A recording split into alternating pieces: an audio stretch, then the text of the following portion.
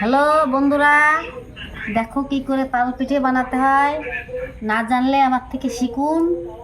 এই যে তাল একটুখানি জ্বালিয়ে নিচ্ছি। এবার চালের গুঁড়ো চিনি দিয়ে মাখাতে হবে। মাখায় নিয়ে এবার তাল পিঠে করতে হবে কলার পাতায়। কলার পাতা এটা ভালো ন্যাকড়া দিয়ে ভিজিয়ে ভালো করে মুছে নিতে হবে। মুছে নিয়ে এরকম দিতে হবে।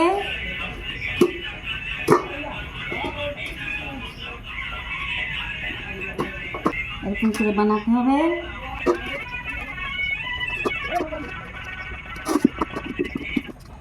এই দুটো পিঠে করেছি,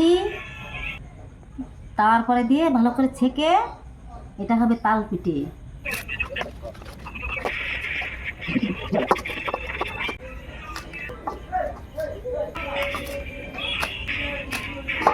দেখুন কড়াইটা গরম করে নিয়েছি।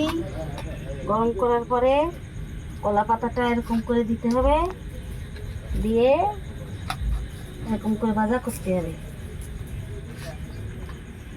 ওই তো 5 মিনিট ওয়েট করতে হবে, উল্টে পাল্টা ভালো করে ভাজা করতে হবে।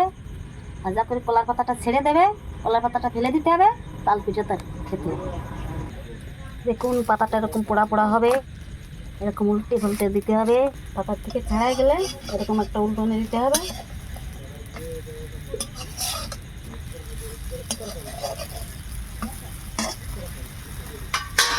এরকম হবে পিঠেগুলো।